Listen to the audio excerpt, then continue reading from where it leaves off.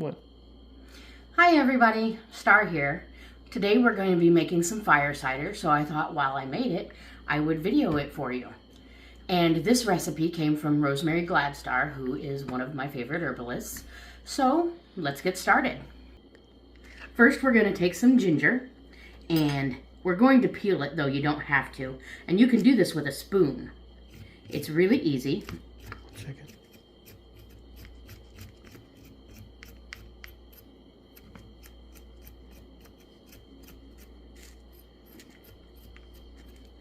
And I'm going to do the whole thing because I'm making a very big batch. We're going to be putting it in this jar here.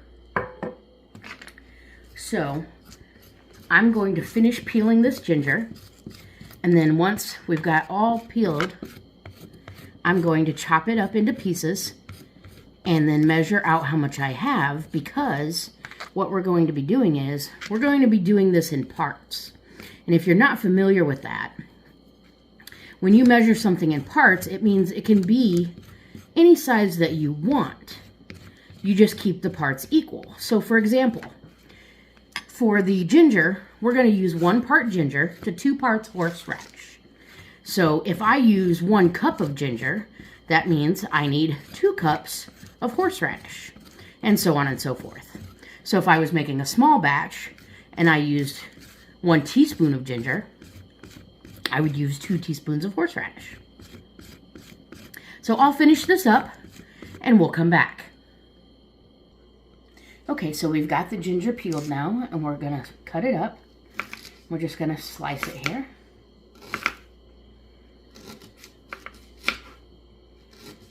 And when we do, this not only brings out more of the oils that are present in the ginger, whoops, but it's going to allow the liquid that we put in to go through all of it. So once we get this all sliced up, we're going to measure out how much we have so we know how big our parts are going to be. Now you can slice this into coins, which would just be like little round pieces like that. I'm just kind of chopping it up into smaller pieces to make it easier to measure. And as I said before, if you decide that you're going to go ahead and peel it, it doesn't have to be perfectly peeled. As you can see, there's a little bit of skin still on there. Our skin that we did peel is in the bowl there. And that's going to go out to the composter. And so, as I said, we're going to go ahead and chop this up, and we're going to measure out how much we have, because this is the part that is the smallest in what we're measuring. And so we're going to go by this to see how big everything else should be. And once we've got this measured, we're going to go ahead and pour it into the jar, and then we'll be back. The next piece that we're going to put in is horseradish. Now, when I say horseradish, most of you probably think of the white creamy sauce that you get. That's referred to as horseradish sauce or prepared horseradish. This is the actual horseradish root. So this is similar to ginger. It's very thick,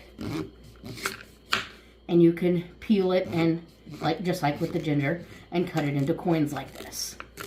And I'm going to do pretty much the same thing with this. Once you cut it, you'll smell that familiar smell of horseradish, though it is a little bit more earthy, of course. So, as I said, I'm going to pretty much prepare this in the same way. We'll cut it into the coins, and then we'll cut it a little bit smaller. Now, I did get about a cup of ginger, so we're going to do 2 cups of the horseradish. So when I cut these up, we'll measure out the 2 cups and we'll put them in on top of the ginger, and we'll be right back. Okay, and while we were gone, I went ahead and peeled and chopped 2 cups of onion and garlic, and we put them in the jar here.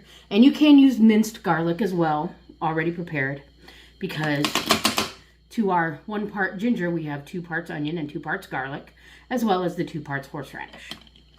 Now, we're going to add just a little bit of cayenne pepper. Now I'm doing 1/8 teaspoon here, and this just gives it a little bit of kick.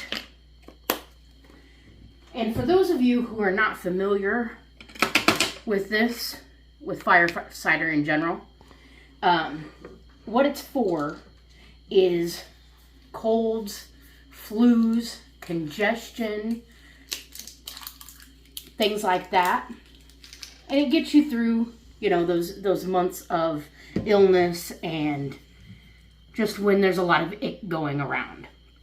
It helps get rid of all the nasty things. Hi, baby. We have a little helper here. It gets rid of all the ick that's going around and can build up in your system over the cold winter months when you're stuck inside. And what I have here is some apple cider vinegar. And this is raw, unfiltered apple cider vinegar with the mother in it. As you can see, it's kind of cloudy. And that's the mother is what it's called. And so what we're going to do is we're going to pour that over everything we have in here. And we're going to fill up the rest of the jar with it. And what this is going to do is it's going to, the acidity in it and all the good stuff in it is going to leach out all the good stuff in those ingredients and make a really good vinegar infusion. And that infusion, once it's steeped long enough or sat long enough, is going to have so many benefits to your body. Apple cider vinegar, especially the raw unfiltered with the mother in it, has many benefits for your body in general. It's been said to help diabetes. It's been said to help with weight loss. It's been said to help with many, many things. It's good for your body, as I said. It's good for your gut health. You can drink it. You can drink it just straight. You can drink it in a glass of water. You can do a shot every morning of it. It's just really good for you. Personally, I do not like the taste of it straight. But some people do. You can also use it to make vinegar, like oil and vinegar vinaigrettes. And you can use it to do anything pretty much that you can with vinegar. The good thing about this one too is that it's, I believe it's like 5 to 6% acidity. So, I wouldn't waste it on cleaning, but, you know, if you wanted to, you could. It's even good for canning as well because it has at least 5% acidity in it. But as I said, it's going to go through everything in here. We're going to stir it up here in a minute. We're going to put a coffee filter over the top, and then we're going to put the lid on. And we're going to let it sit for at least 2 weeks, shake it up, put it in a dark area because we don't want the sun coming in and destroying some of the benefits that we have in here. And the reason we put a coffee filter over it is because that acidity that's in that vinegar and is in some of the ingredients we have can damage the metal and the rubber that's on the seal here. So we'll put the coffee filter over it. We will cover it with the lid and ring, and then we will label it, which is a habit that I am still very bad at sometimes because I always think, oh, I'll remember that. I'll remember when I did it. I'll remember what it is.